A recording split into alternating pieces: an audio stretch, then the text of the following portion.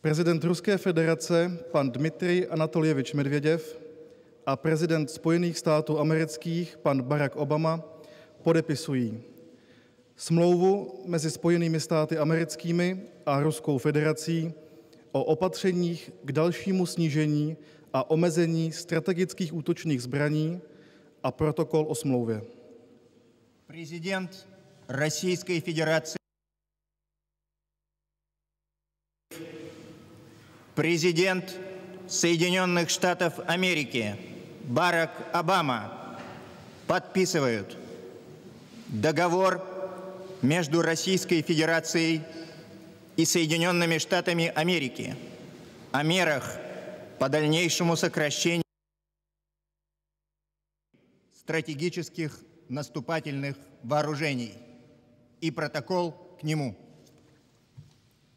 The President of the United States of America, Barack Obama, and the President of the Russian Federation, Dmitry Medvedev, are signing the treaty between the United States of America and the Russian Federation on measures for the further reduction and limitation of strategic offensive arms and the protocol to it.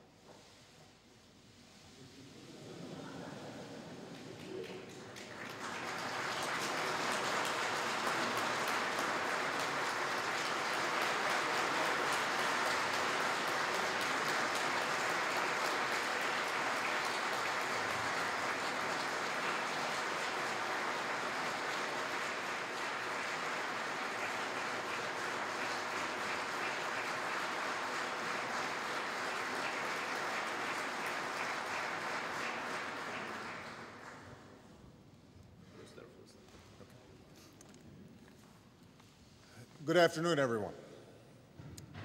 I am honored to be back here in the Czech Republic with President Medvedev and our Czech hosts to mark this historic completion of the New START Treaty. Let me begin by saying how happy I am to be back in the beautiful city of Prague. The Czech Republic, of course, is a close friend and ally of the United States, and I have great admiration and affection for the Czech people. Their bonds with the American people are deep and enduring, and Czechs have made great contributions to the United States over many decades, including in my hometown of Chicago.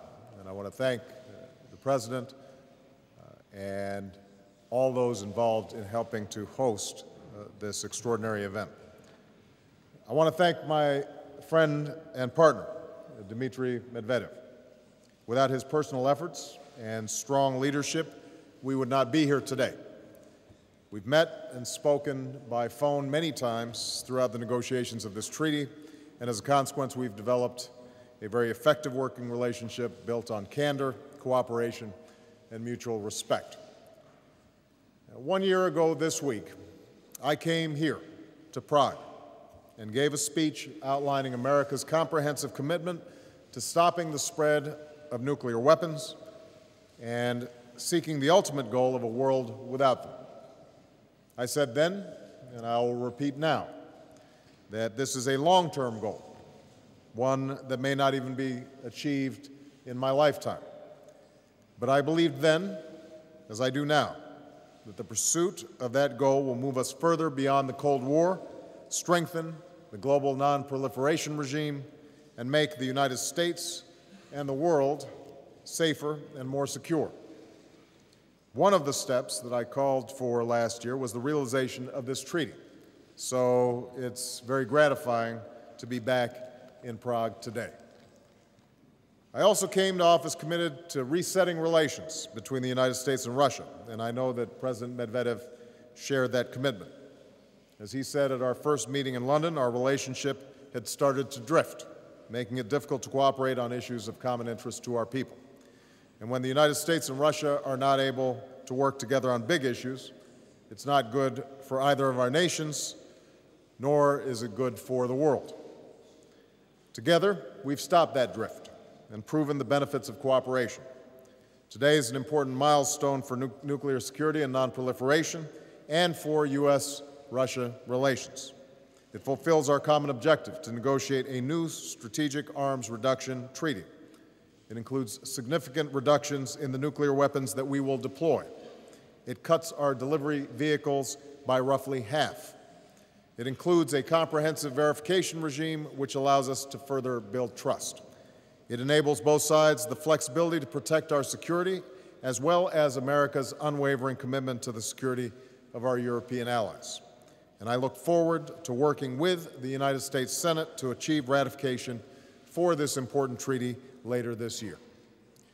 Finally, this day demonstrates the determination of the United States and Russia, the two nations that hold over 90% of the world's nuclear weapons, to pursue responsible global leadership.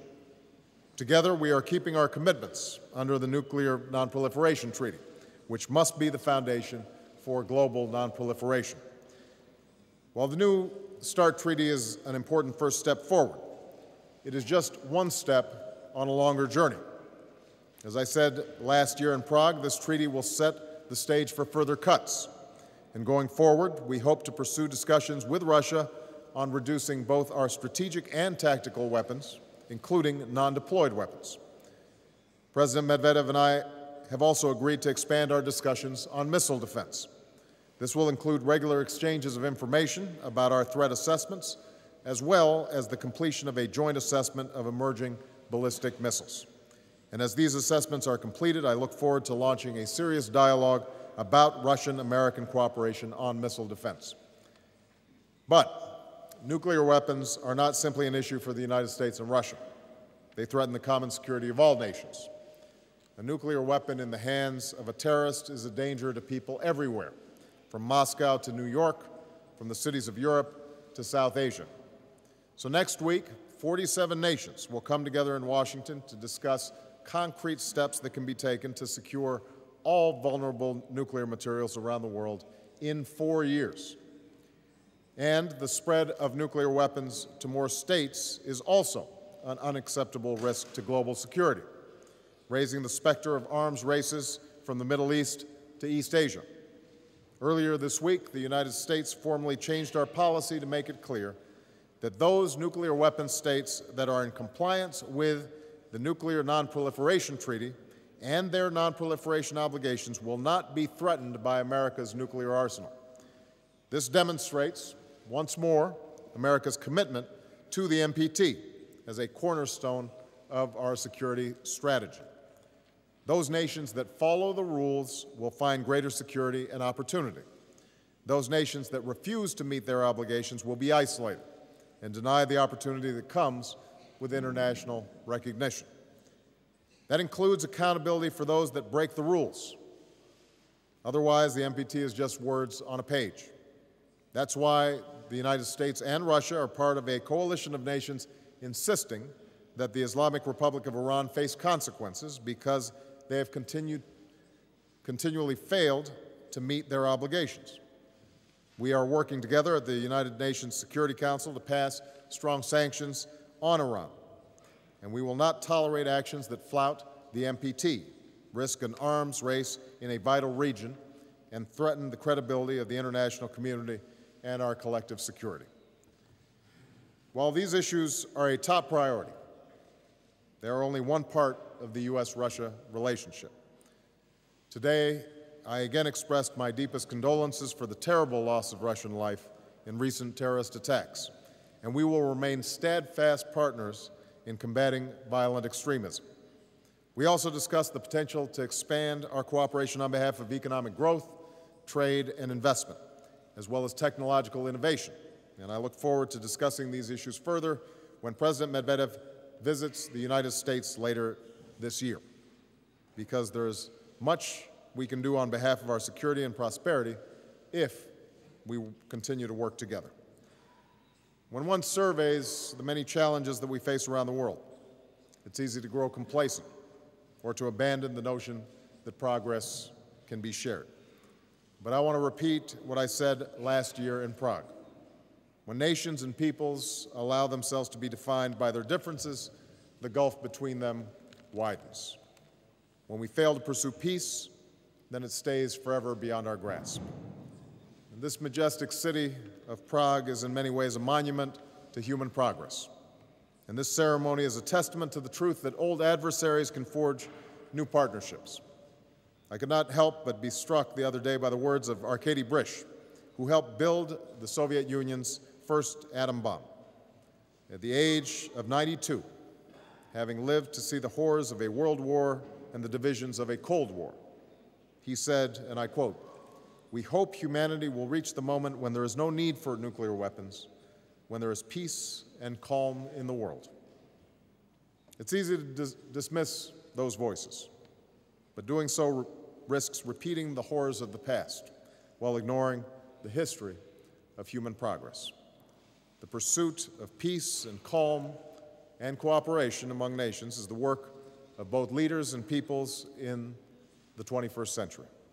For we must be as persistent and passionate in our pursuit of progress as any who would stand in our way.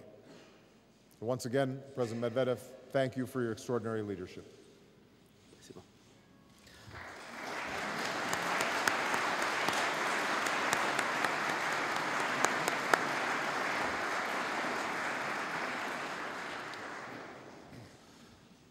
Уважаемые коллеги, уважаемые представители средств массовой информации, я полностью согласен с теми оценками, которые только что прозвучали от моего коллеги, президента Обамы, в отношении того, что в этом зале несколько минут назад произошло действительно историческое событие. Подписан новый российско-американский договор о мерах по дальнейшему сокращению и ограничению стратегических наступательных вооружений. Он заключен на... This treaty has a 10-year duration. It will supersede the START treaty, which has expired, as well as another existing treaty, Russia-US treaty, on the reduction of strategic offensive capabilities.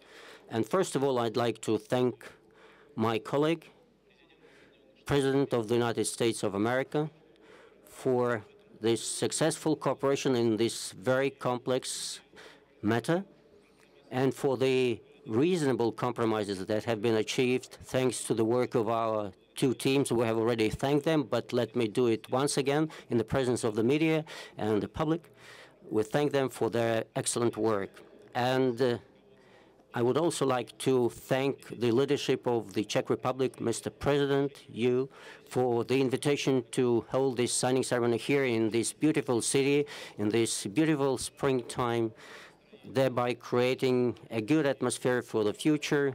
And I believe that this signature will open a new page for cooperation between our two countries, among our countries, and will create safer conditions for life here and throughout the world. When we worked, we aimed at the quality of the treaty, and indeed, the negotiating process has not been simple, but again, our negotiating teams have been working in a highly professional, constructive way.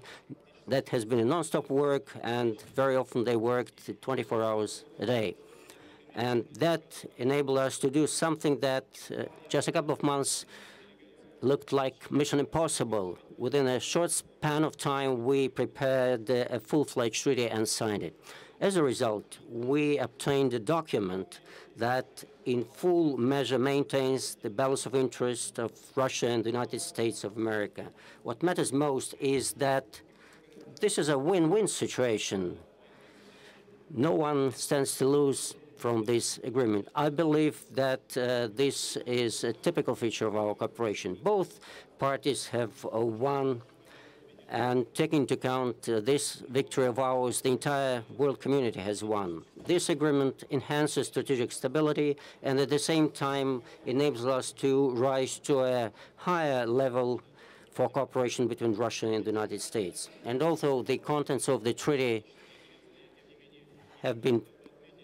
are already known, let me point out once again what we have achieved, because this is a very important thing. 1,550 developed weapons, which is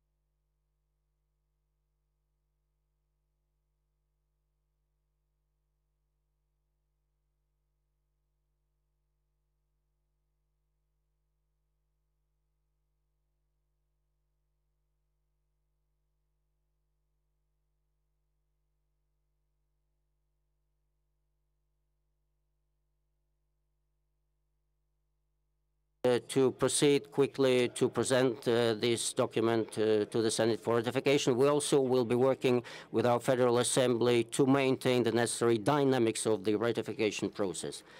By and large, we are satisfied with the work done. The result we have obtained is good. But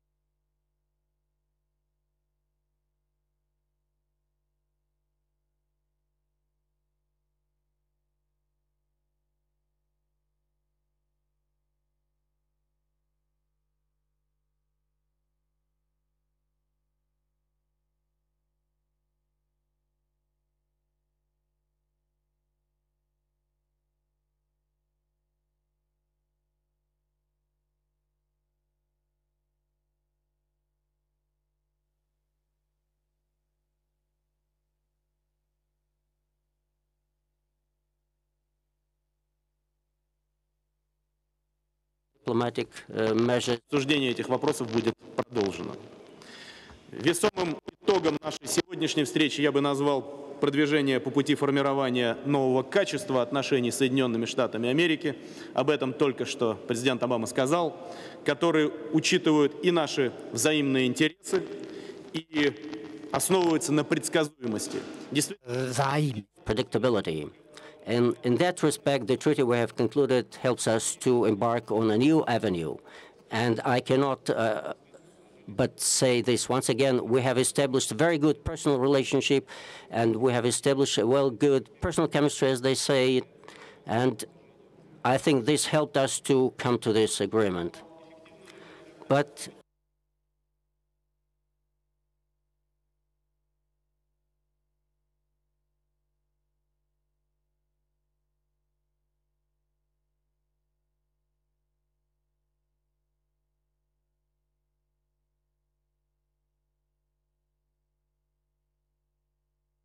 functional bilateral intergovernmental commission, and the leaders of that commission, Secretary of State and Minister of Foreign Affairs of the Russian Federation, have presented their report work of this commission. Almost all the 16 subgroups have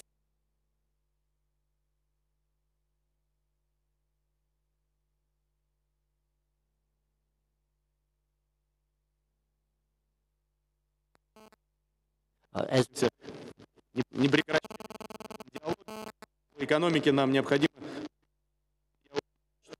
В ходе этого обсуждения мы говорили о развитии высокотехнологичных проектов, создании так называемой высокотехнологичной умной экономики, что возможно только в условиях трансграничной кооперации. И в этом плане у нас также неплохо налажены контакты. Сейчас главное материализовать эти обсуждения в конкретные договоренности. Мне бы хотелось, чтобы это произошло в ходе моего визита в Соединенные Штаты Америки, который состоится летом этого года, о чем мы также с моим партнером договорились. I am convinced that all that has been done so far is just the beginning of a long way ahead. And I wouldn't like to see the relations between the Russian Federation and the United States be narrowed down to just limiting strategic offensive arms.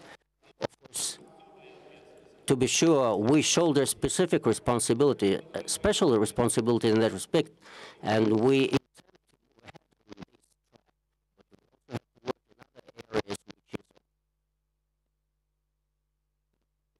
the entire thing.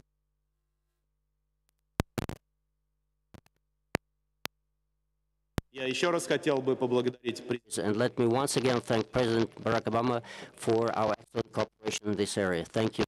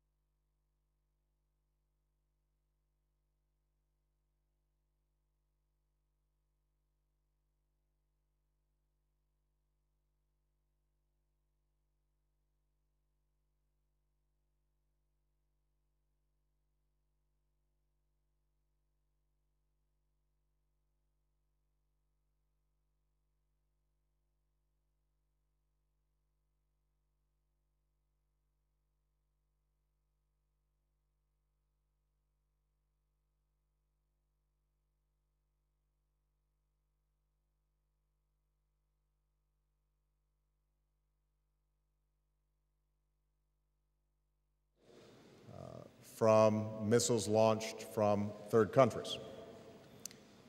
We recognize, however, that Russia has a significant interest in this issue, and what we've committed to doing is to engaging in a significant discussion, not only bilaterally, but also having discussions with our European allies and others about a framework in which we can potentially cooperate on issues of missile defense in a way that preserves U.S.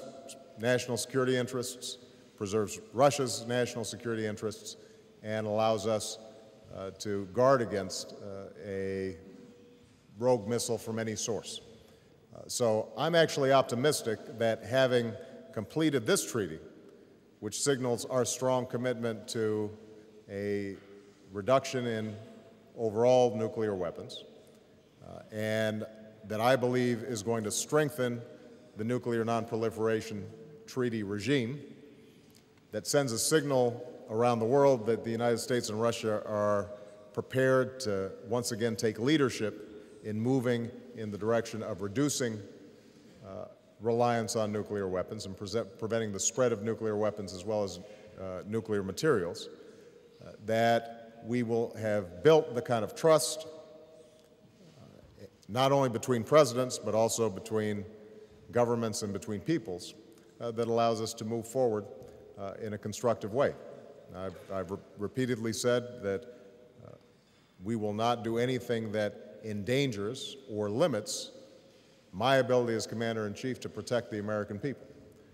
And we think that missile defense can be an important component of that.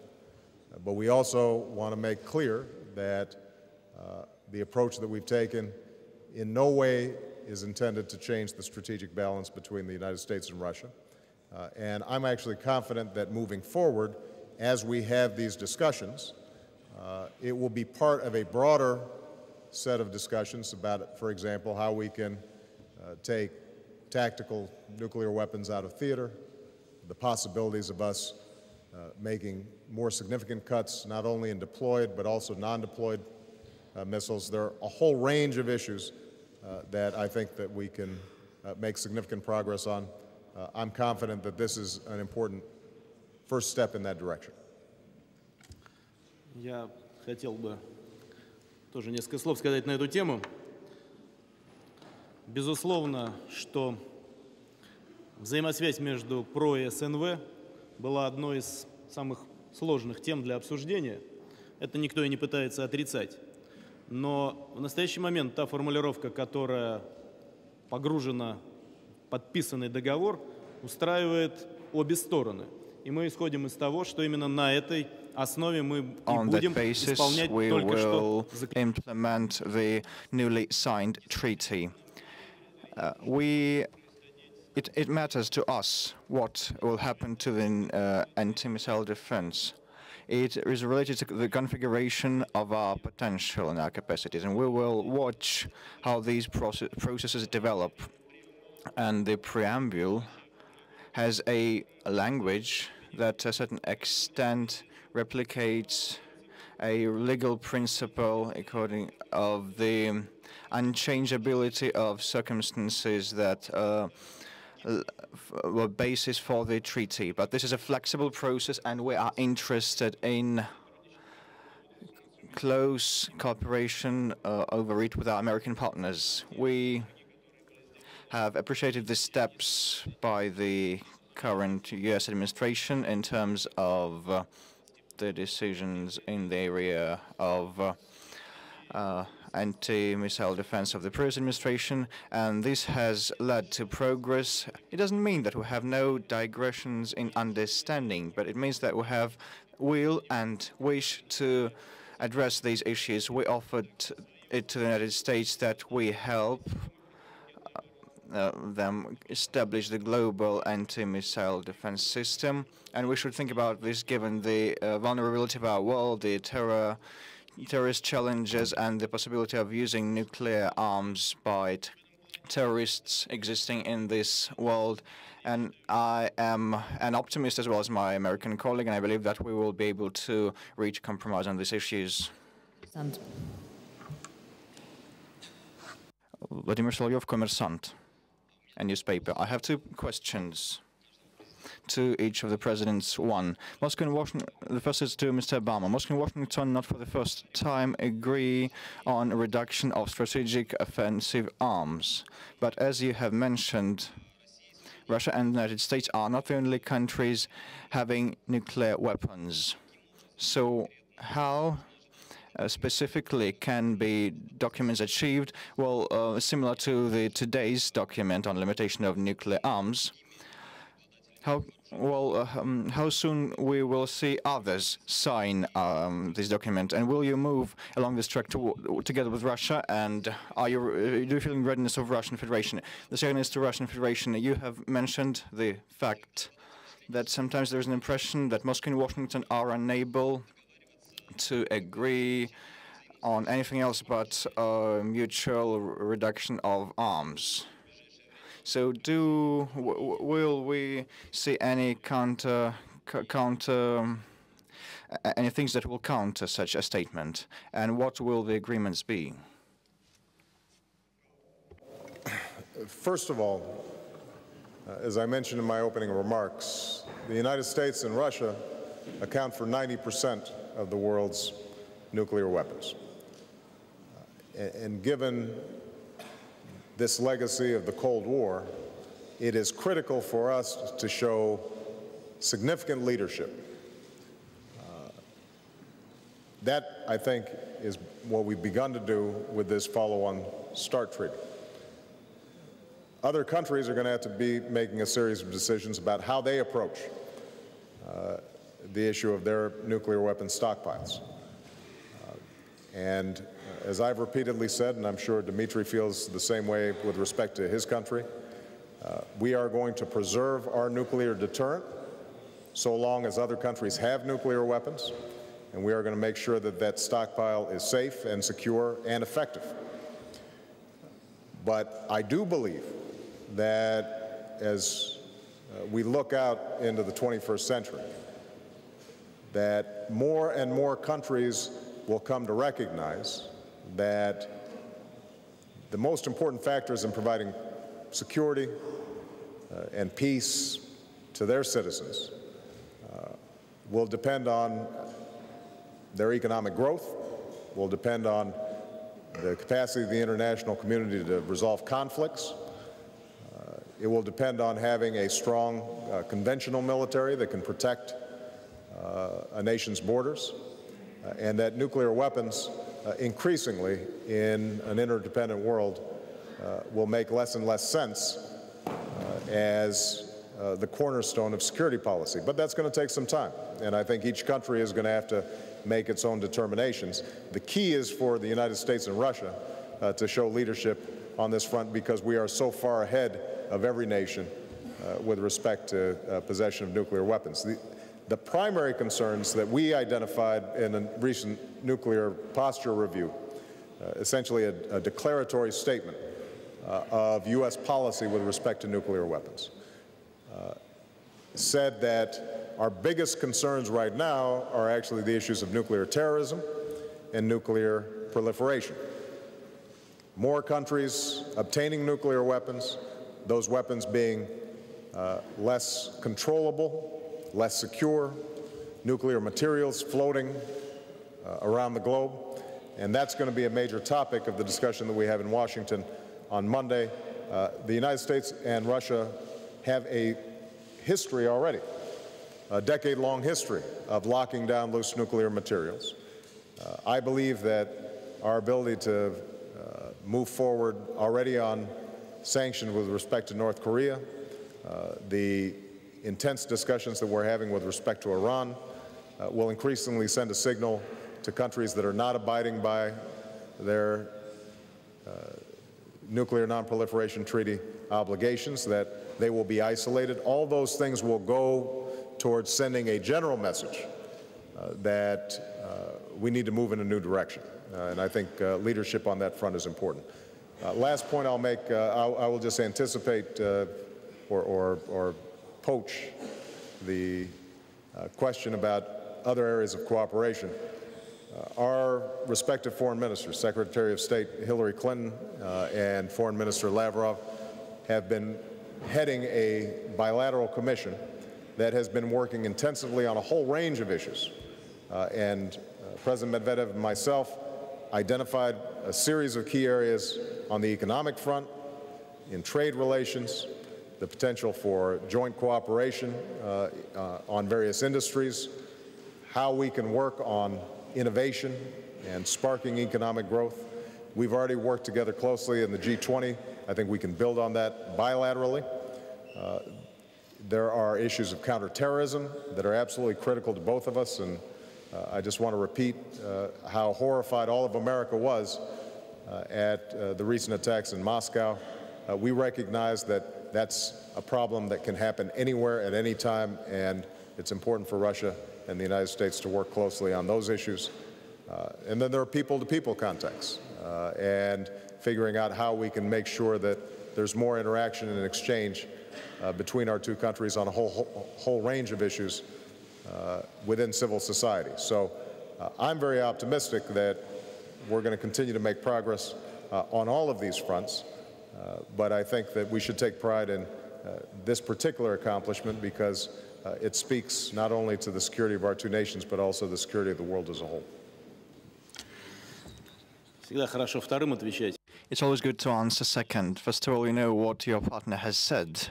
And secondly, you can comment upon what has been said by your interlocutor. As a matter of fact, I will take a couple of words on the first part of the question that was meant for my colleague. Yes, we have the 90% of all the stockpiles, which is the heritage of the Cold War, the legacy, and we'll do all that we have agreed upon, taking in mind a special mission of Russia and the US in this issue, and we do care about what is going on with nuclear arms in other countries of the world, and we can't imagine a situation when the Russian Federation and the United States take efforts to disarm, and the world would move towards a different direction, where in charge of our peoples and the situation in the world at the end of the day. So all the issues related to the implementation of the treaty and non-proliferation and the threat of nuclear terrorism should be analyzed by us in a complex way, an integrated way. And I'd like this signing to be not to be regarded by other countries as they're stepping aside from the issue. On the contrary, they should be involved to the full and take an active participation in it. They should be aware of what is going on. So we welcome the initiative that has been proposed by the President of the United States to convene a relevant conference in Washington, and I will take part in it, which will be a good platform to discuss non-proliferation issues. As far as other linkages, but for the nuclear arms, are concerned, in this world we have a lot that brings us together, and with the United States as well. And today, we have had a very good talk that has started not with the discussion of the documents to be signed. They were coordinated, and not with discussing Iran, North Korea, Middle East, and other pressing issues of foreign affairs. But we started with economic issues. I have said that there is a gap in our economic cooperation. I have looked at the figures, how the cumulative investment of the United States in Russia is quite small, nearly $7 billion, and the figure has decreased a bit thanks to, as a result of the crisis. In terms of Russian investment into the US, well, it's nearly the same, which testifies to a parity of interests. It's not with all countries that will have such volume of investment, but if we compare the figures with the figures of foreign investors' presence in the American economy, I mean other countries, including states that can be compared with Russia in terms of volume of the economy. So it's the difference of 20 or 30 times. So we have a field to work upon. And to say nothing about the projects we talked about today is modernization and high-tech economy establishment. And in the Russian Federation, we are open for cooperation and we would like to use American experience to employ it. These also include issues of energy, cooperation in transport, and I have suggested some time ago returning to issue of creating a big cargo plane. As such a unique experience, only two countries have, the US and Russia. Issues of nuclear cooperation are important. So there can be a lot of economic projects. It's not the business of presidents to deal with each of them, but some key issues are to be controlled by us, as the relations between business, relations between those who would like to develop active ties depend on it, business ties, and humanitarian contacts, people-to-people contacts are important. And it's significant that we do our best so that our citizens respect each other, understand each other better, so that they are guided by the best practices of American-Russian culture and not perceive each other through the lens of the information that sometimes is provided by mass media. So we should more attentively, more thoughtfully, have a more thoughtful attitude towards each other, and I count on this. Jonathan Weissman.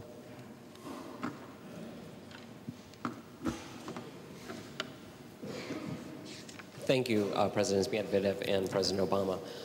For President Obama first, could you elaborate on how the year-long negotiations over the New START treaty have advanced U.S. cooperation with Russia on Iran, and give us a sense of when you will move forward in the United Nations and next week with sanctions discussions and what those sanctions might look like? And for President Medvedev, could you address whether Russia could accept sanctions against Iran, specifically dealing with its energy industry and energy sector? Thank you.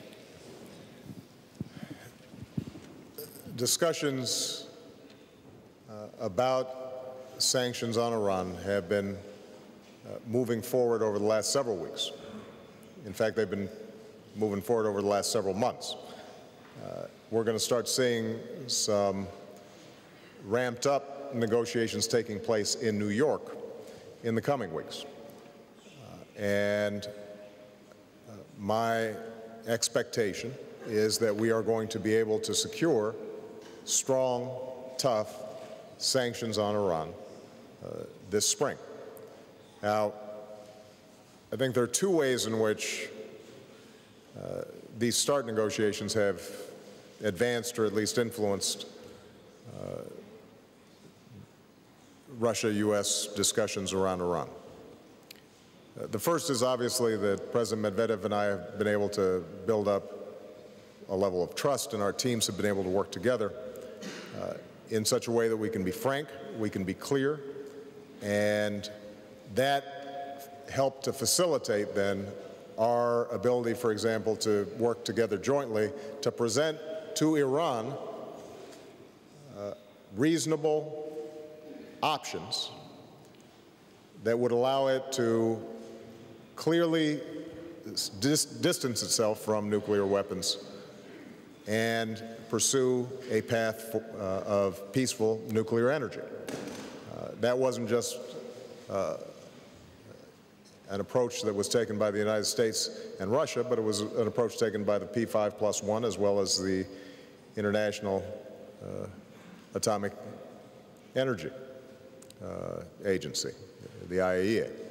So what we've seen from the start is that a host of countries, but led by countries like the United States and Russia, have said to Iran, we are willing to work through diplomatic channels to resolve this issue. And unfortunately, Iran has consistently rebuffed our approach. And I think that Russia has been a very strong partner in saying that it has no interest in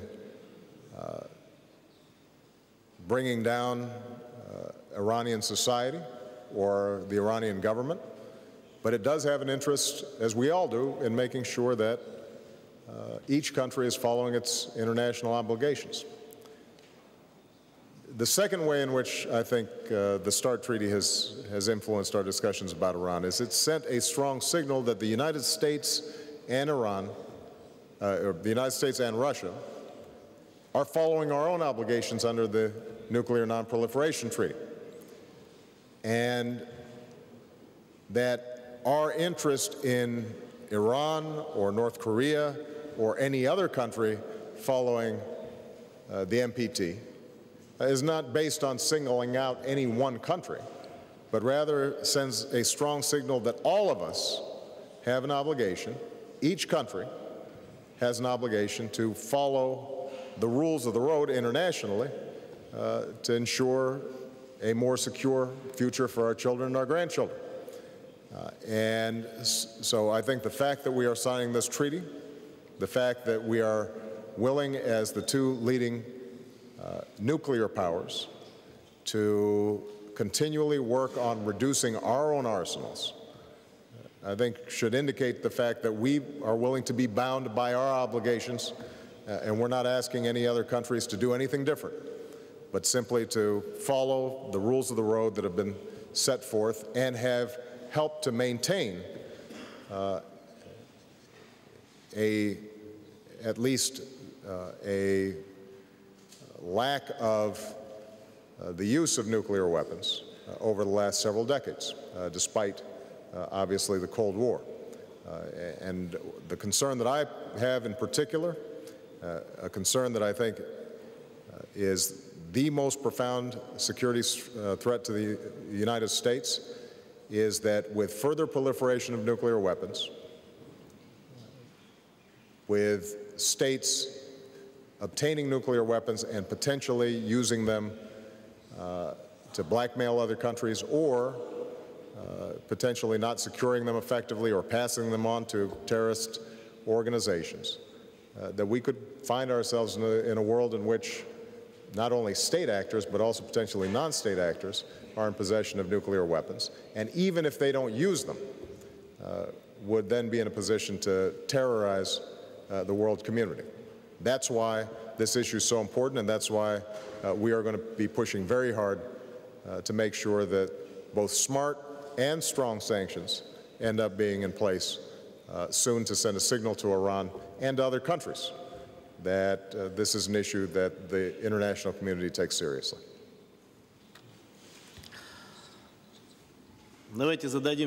Let's ask ourselves a question. What do we need sanctions for? Do we need them to enjoy the very fact of reprising, imposing reprisals against another state? Or is the objective another one? I am confident that all those present here will say that we need sanctions in order to prompt one or another individual or state to behave properly, behave within the framework of international law while complying with the obligations assumed.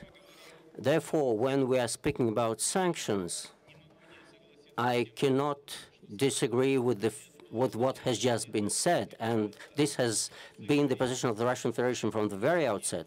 If we are to speak about sanctions, although they are not always successful, those sanctions should be smart sanctions that are capable of producing proper behavior on the part of the relevant sides. And what sort of sanctions should we need? Today we have had a very open-minded, frank, and straightforward manner discussed what can be done and what cannot be done. And let me put it straightforward. I have outlined our limits for such sanctions, our understanding of these sanctions, and I said that in making decisions like that, I, as President of the Russian Federation, will proceed from two premises. First, we need to prompt Iran to behave properly, and secondly, least but not least, to maintain the national interest of our countries. So smart sanctions should be able to motivate certain parties to behave properly, and I'm confident that our teams that will be engaged in consultations will continue discussing this issue. Vladimir Kondratiev, NTV.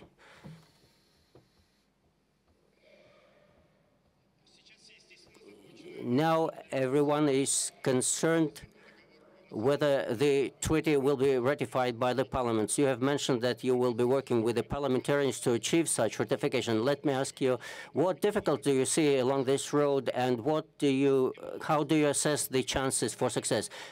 The question is addressed to both presidents. Well, by all appearances, Barack believes that we might have more problems with ratification. Perhaps that's true, but let me say what I think about this question. Of course, such agreements of major importance, international agreements under our constitution and our legislation, are subject to ratification by our parliaments. And of course, for our part, we intend to proceed promptly and to do all the necessary procedures to ensure that our parliament, our State Duma, starts reviewing this treaty, discussing this treaty. I will proceed from the following.